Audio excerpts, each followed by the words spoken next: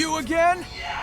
This place is the bomb! Sonic Frontiers is a game that had nearly everything against it. 10 years of mediocrity, a preview period that left people confused, and Izuka making some statements that were kind of questionable. So, how did we end up with a game that is not only good, but is a contender to be my top Sonic games?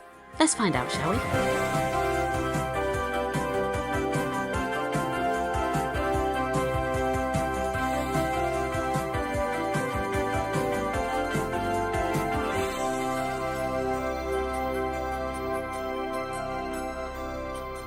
Hello, I'm Monatilla, and this review is going to be split into two sections. Firstly, I'm going to tell you about my thoughts on the game overall, but trying to keep spoilers to a minimum, just in case you haven't fully decided if you want to play the game yet.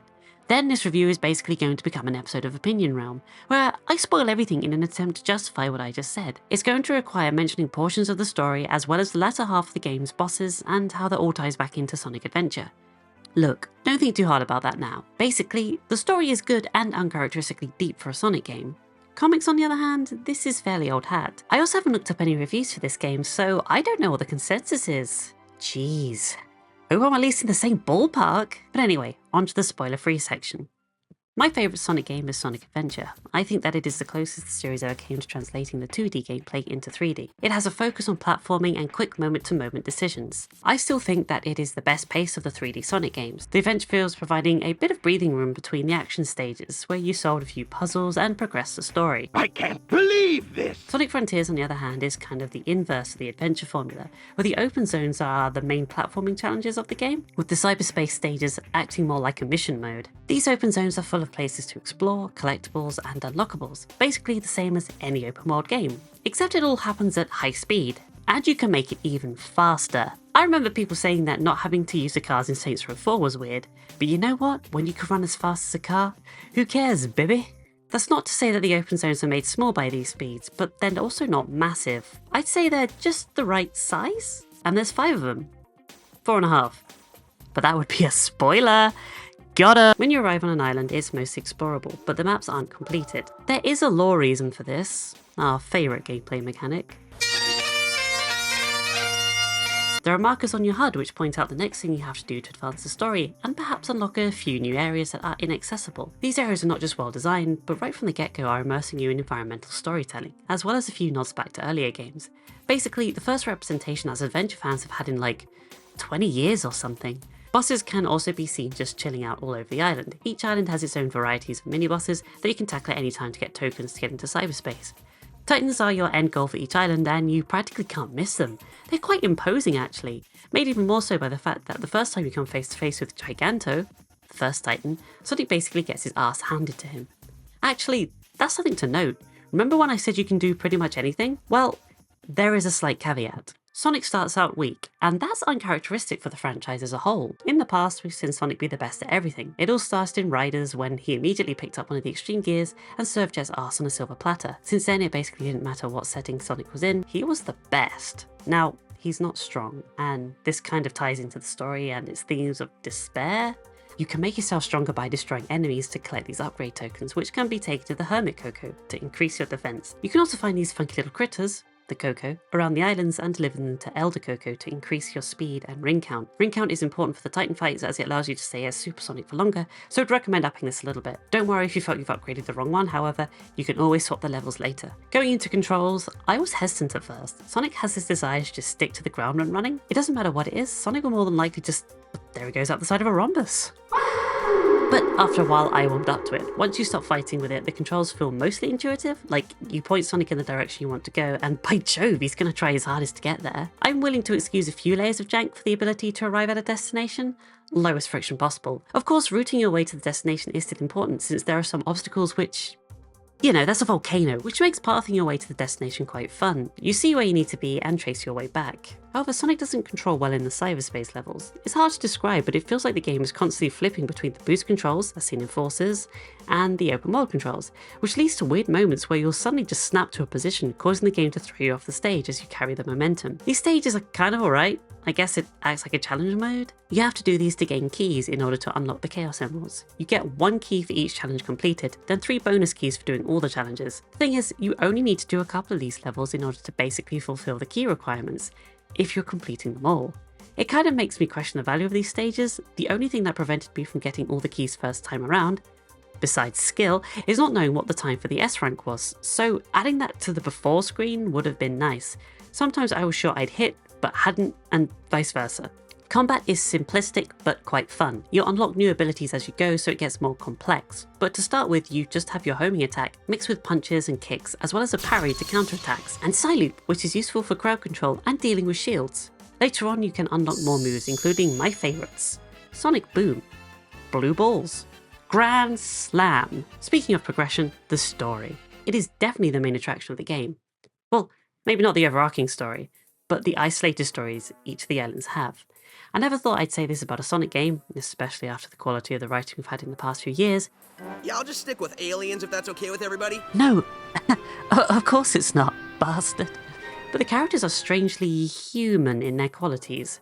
You could take someone who's never had any interaction with these characters before, and they most likely would be able to understand the relationships between them instantly. Each island presents a story arc for each character, and it's interesting to see how they start to evaluate their relationships with Sonic now that they are trapped in what has been confirmed to be digital hell. Like a living nightmare. It was the most alone I've ever felt.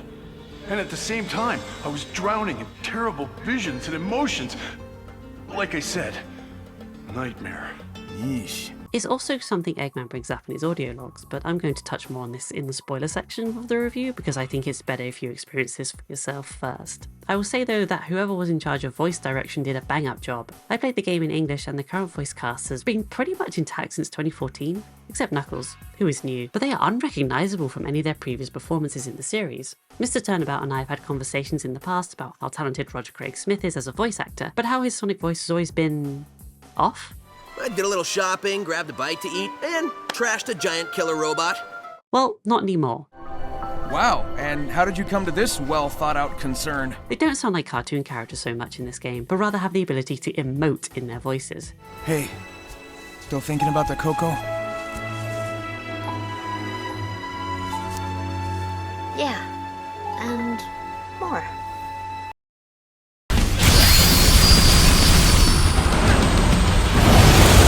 Not everything is Radical Sonic. Even Mike Pollock, who has voiced Eggman since 2003, which many people would agree has been a constant of good voice acting in the series, toned down his performance in the game. I appear to be in a digital dimension. I've employed similar constructs in my own systems, but this is markedly more advanced.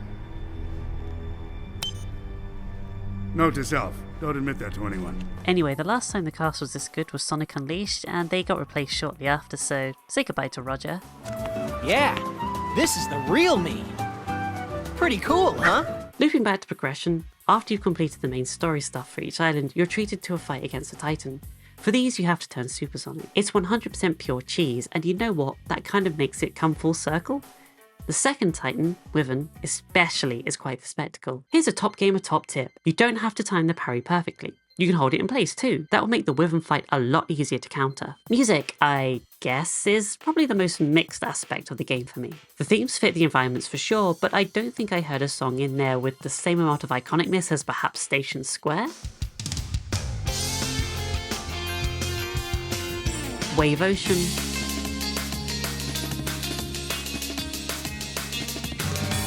or Sonic Spinball's Options theme. Shout out to the Open Zone soundtracks though, they're really good at setting the mood.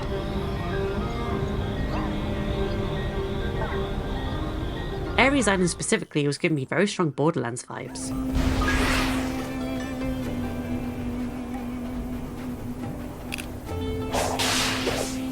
Especially with the Strider boss music too.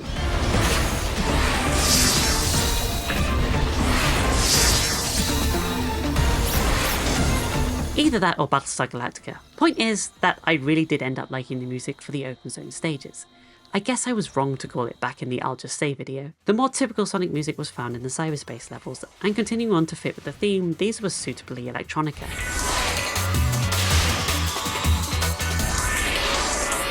But I can't say that any of them really did anything for me. I have left a link in the description to a playlist I have created that contains all the tracks in the soundtrack that I really liked. There are a few more in there than I had expected. 2 cyberspace levels made it in.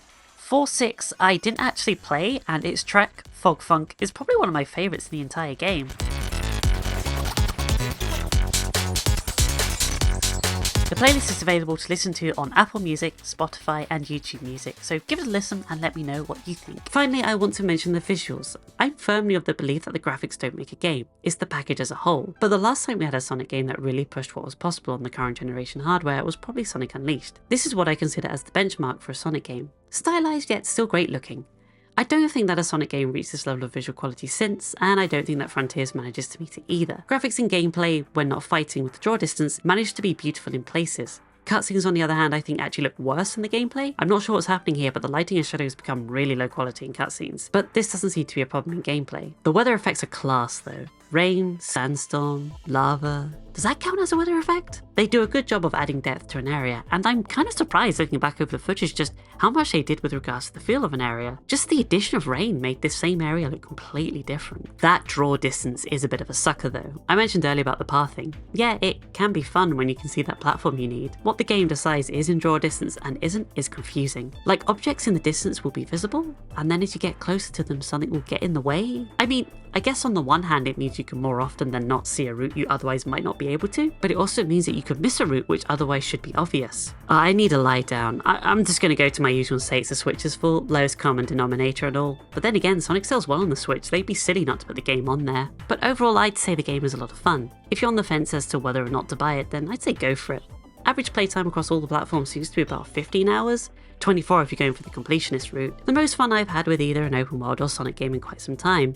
It has its problems and is by no means perfect, but it's a huge step in the right direction, and it's just plain fun. Just be aware though that you need to have the game on the hardest difficulty to unlock the true ending. You can change the difficulty at any time however. There's also a roadmap coming too, so if there's a thing you want, it's coming soon! You can also watch my entire playthrough of the game. In the description there's a link to a playlist which contains every single moment I spent in the game whilst writing this review. Videos are available on the Creative Commons license, which means you're free to use them as long as you just give a link back to the channel. All you have to do is put @Dreary Middle in your video description and that'll be enough. Link to the video if you want to as well. Thank you. Okay, with all that out of the way, it's time to enter the opinion round. That's right, a crossover of our shows. But how does that make you feel, huh? Pretty pissed off, I bet. There will be spoilers for everything in the game, including story, bosses, and the fishing minigame.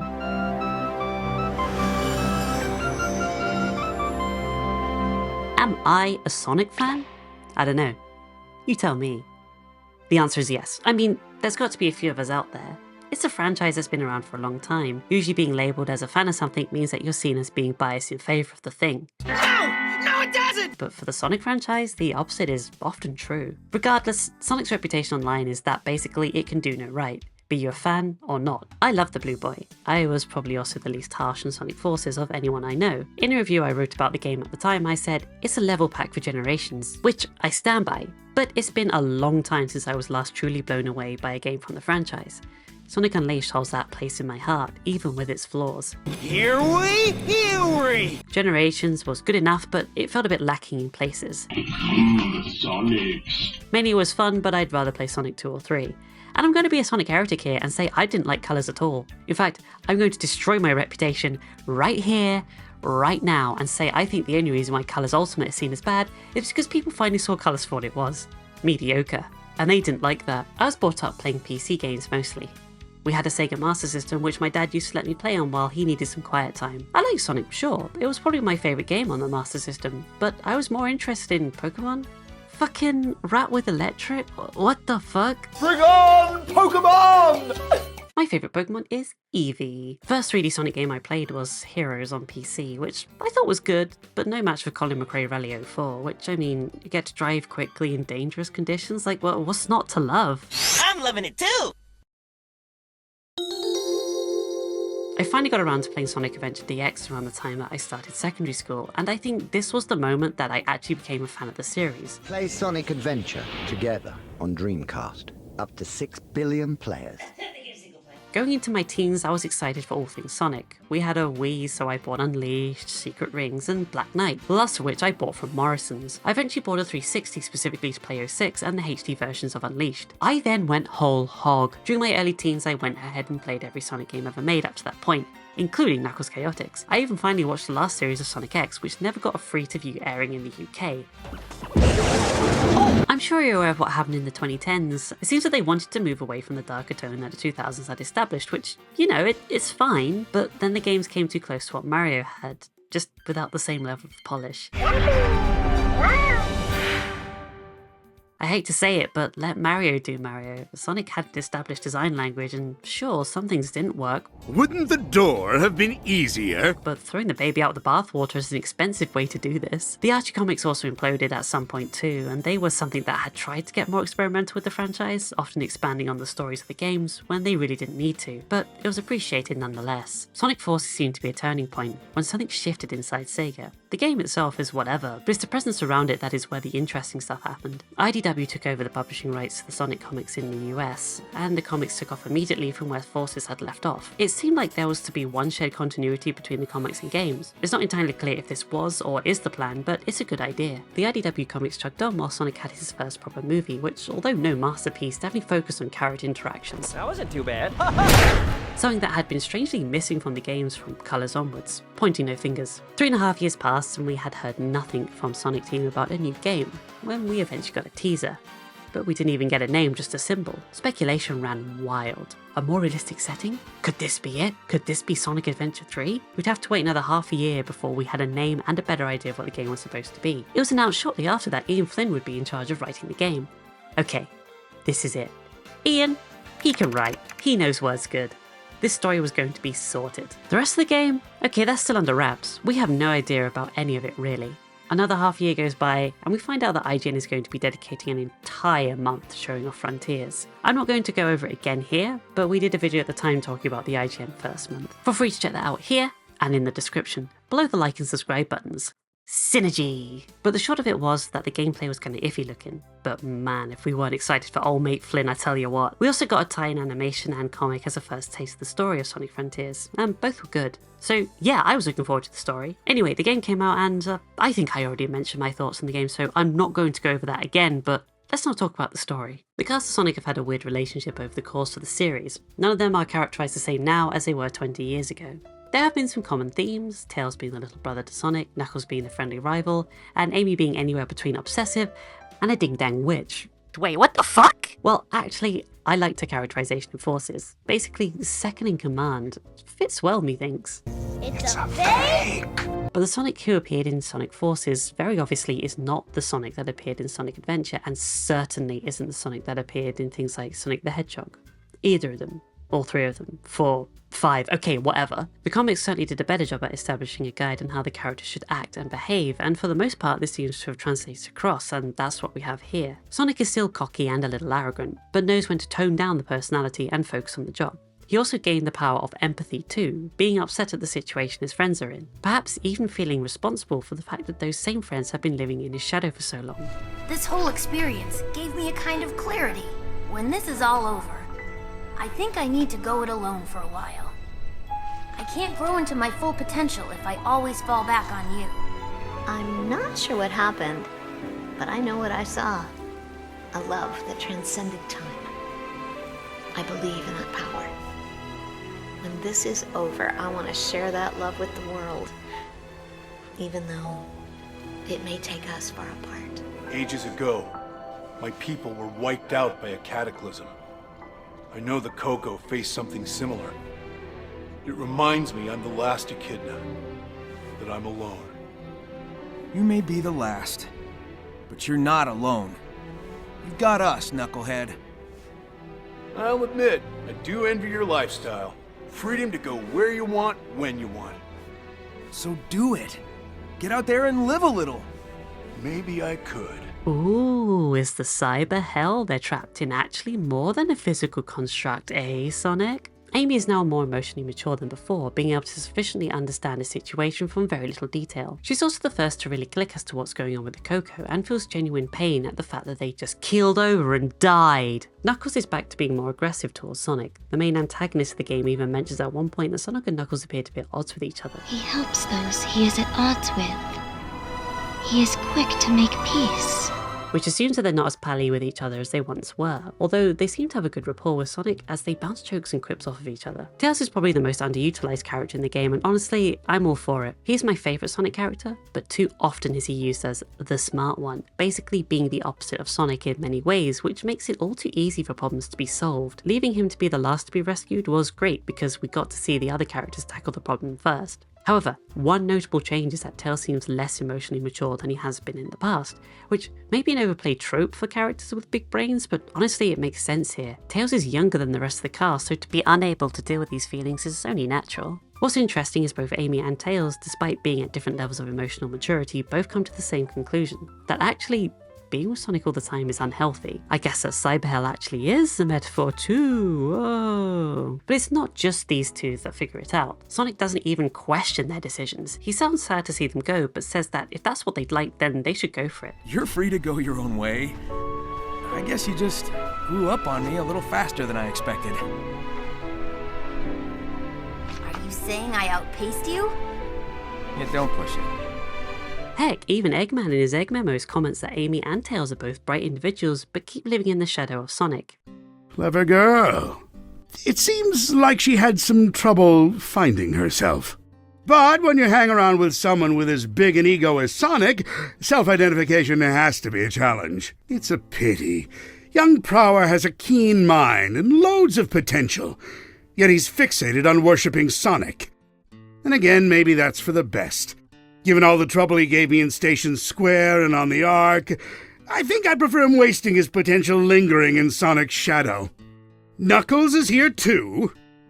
What a rube! I think what he's trying to say is that Knuckles is actually just better than Sonic in every way, which I'm seeing no arguments against that. But you know, if these two characters weren't in the next game, I think I'd be fine with it. If they're looking to stick to continuity, if these characters say they want to go on their own for a bit, I'd say go for it.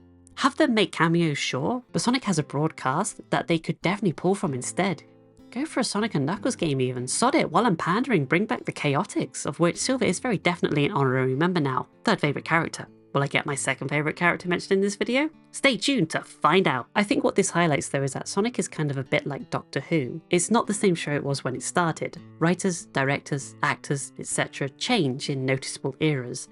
Doctor Who will change whether you're ready for it or not, and Sonic is kind of the same.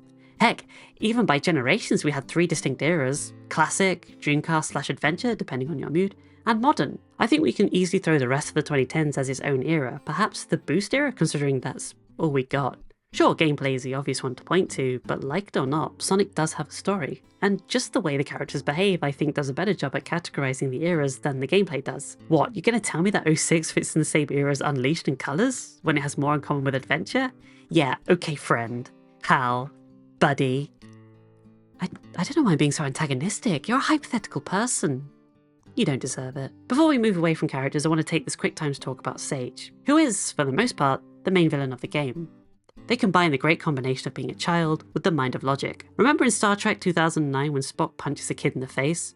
Yeah, Sage initially sees Sonic as a threat, because Eggman said it so. But as the game progresses, she starts to collect more data not just on Sonic and friends, but interestingly about Eggman and his history. She starts to see that Sonic actually isn't a threat, and starts to think instead that he might be a solution to the problem that Eggman finds himself in. You see, Sage got Eggman trapped in the cyberspace when she accidentally accessed files she wasn't supposed to. She has been trying to find a way out for him, as well as harness the power of cyberspace and the weapon it holds. Eggman also starts to really like her, possibly because this is the first of his creations that doesn't seem to resent him. You know, like Orbot, SA-55. I was going to say Scratch, but I don't think he has any sort of capacity for anything besides falling over. As the game goes on, there are some really nice scenes where Sonic and Sage just have a chat. They're enemies, but they just talk to each other, which, in a kid's game, when do you see this happen? As the game progresses, she decides that Sonic can't be a threat, and that Eggman and Sonic should work together. Eggman doesn't like this, but gives in. Sonic remarks in a cutscene that Eggman must care for Sage in some capacity. Eggman named you that for a reason. That means you're important to him. You think he cares about me? Well, sure. In his own way. This is where it kind of clicks for her that she sees Eggman as her father. She also sees Orbot and Cubot as her brothers. It's clear that they care a lot for each other. Eggman even calls her daughter. I like it a lot. Yeah, making Eggman sympathetic is just that word again without the first 3 letters. I get it. But you know, man's been a bit of a joke villain since Heroes, I guess. So to give him the moment he needs to reflect a bit is nice. I like it. Plus we got Sage out of it, who's a nice villain, and I hope that we get to see more like this from the series going forward. So, the character interactions are good, but what about the overall plot? Well, the story kind of... I don't know how to describe it. There are ideas for sure, and I think that it's probably better to treat each island as an episode of a TV show or something. The first island introduces you to the main antagonist, Sage, the Coco, and the Titans. It also establishes that there was a race that came before everything that we've seen in the series so far. You ever played Halo? Yeah, so the ancients lived on another planet, got Battlestar Galactica, and they decided to venture out into deep space to find another planet to settle on. Except this time the Cylons didn't accidentally off themselves and caught up, then proceeded to blow the Forerunners up. Hold on, I think I'm getting my wires crossed. Look, basically, this entity called the End wants to kill everything, and the Ancients escaped it, so chased them down to finish the job, and it succeeded, except the Ancients got really desperate, sent a few Titans after it, forced the Titan and the End to fuse, and trapped them in cyberspace for all eternity. Cyberspace is confirmed to be a digital hell, so probably fine for something like a Destroyer of Worlds, but for a regular person to be put in there, that would be torture, you know? Where in the world? PC world. Oh, you need any help today? No, thank you, just browsing. This script, man. Who wrote this? PC. PC. PC. PC. PC. PC. Amy, Knuckles, and Tails are all confirmed that the short period of time they were trapped in there was unbearable. I couldn't imagine what that would do to someone who was trapped in there for, well, we don't know how long. This happened before the previously oldest known civilization was even established, let alone fell. This could explain why Sage was able to influence but not directly control the Titans, because they still had their pilots inside. They still had free will, but their minds were destroyed. All the Coco that they kept as Lucky Charms prevented them from going full evil mode. Not much was given away about the Coco, except that once they complete their intended purpose in life, they just die. And also that there's no such thing as a bad Coco? What, you're telling me that not a single one even went, got your nose? The second island is dedicated to uncovering the mystery around the structures seen around the island, and how they are similar to those seen on Angel Island. It is known that the Ancients brought the Chaos Emeralds with them as they used them as a power source. The Master Emerald was already on Earth, and appeared to signal the emeralds they had with them on their ships. It's hinted that the few surviving Ancients went on to live with the Master Emerald. Eggman says that they might have been devolved into chows, just like the crabs in Doctor Who. Exactly like that. Just for a second, damn, that sucks. Imagine going from a highly advanced race to these babies. It just goes to show that nature is brutal, but you know, you can't stop what you can't control and all that. Now this effectively has ended the Chaos plotline from Sonic Adventure. We now know where they came from. It also gives a bit more clarity on the history of the Echidnas, which was epic. Actually being devolved into a baby doesn't sound like it's too bad. I get to sleep, eat fruit and cry all day. But this time I won't be ridiculed for it, I hope. I mean, I shot at babies all the time. That's why I got banned from the local park. I was having a blast, but the police were not into it. Anyway, okay, I'll stop talking about the story now. Let's talk about the last two islands. These two weren't really covered much, if at all, in the marketing, and I kinda get it. They both have the same theme as the first island. The fourth island is purely a platforming one. There's 6 towers you've been asked to deactivate, and each one has its own style of platforming. I think these are a cool way to apply your knowledge from the game as a whole, with each testing a different aspect of your knowledge. Not super challenging, but then again, I am the best at video games. The final island is kind of more of the same, but there's something about the design of it that I really like. I like how spread out everything is. I like this big rhombus. Hey, it is a bit weird though that we're getting a lot of hacking minigames in this final island. Oh look, hope, despair. If there's even a 1% chance I can turn that despair of yours into hope. Ooh, anyway, check this out. Man just keeps that thing on him, huh? Uh-oh, fake out time. The voice in your head, the one that only you could hear. Yeah, evil all along, gamers. When what gets out? By the way, I completely forgot to mention the voice. I'm literally having to do this last minute because I completely forgot that the voice is in the game. Basically, there's a voice at the very beginning that only Sonic can hear, and it tells him to go and... it's such a small part of the story, I genuinely forgot, I'm sorry. But yeah, there's a voice that tells him what to do, and you just gotta go and do it. That's it. It's only mentioned once, only one of the characters ever brings it up as oh, we can't hear the voice, alright. It's just never talked about again. Weird. Anyway, back to the video. What came next shook me to my very core. You ever played Final Fantasy XIV? There's a boss from Final Fantasy XIV that has dialogue very similar to this. Final boss really said, "Since time immemorial." You know, shit rolls downhill, money goes up, I get you. It's that simple. I mean, also it's a boss that's a moon, what more do you want me to say? Lots of things have a moon though. Earth, for example. Look, there it is. Ooh, it's getting bigger. Ooh, joking I am. That was just me zooming in. But I got you for a second, didn't I? Haha. Oh shit! Nah, just me again. Woo! You know, if it does decide to fall now, you wouldn't believe me. Not that it'd matter. There's nothing you could do about it anyway. But yeah, the final boss is a bit weird. I'm not really sure what to think of it. I like shmups, so I had fun, but I don't know if it's a good end to the game. I can't say really. I genuinely am at a loss for words over here, so I guess good concept, mixed execution. The ending of the game made me sad for Eggman. He really did grow to see Sage as his daughter, and just as Shadow fell to Earth and died, Sage gets flung into the endless void of space. It's the opposite. Eggman has a moment to himself at the end, which is a sweet moment. The rest of the characters confirm that they need some time away from Sonic. I wonder if cream and sticks are free. Finally, let's talk about the fishing, as I promised I would, but got carried away with whatever all of that was. It's alright. It's good practice for the Supersonic fights with the timing of the buttons, but other than that it's just a minigame for earning a few extra things, including the egg memos. So yeah, all in all, Frontiers is a good game. I would recommend it, and I think that if you like going fast in a big world, then it's a good one to go for. It's definitely one of the better Sonic games, and quite honestly, I was chuffed to bits after I finished it. I would be happy if they refined the gameplay and built a new continuity with the story from this. It's a lot of fun, and I think that it's the right direction for the series. All that's left to say is thank you so much for watching, and take care.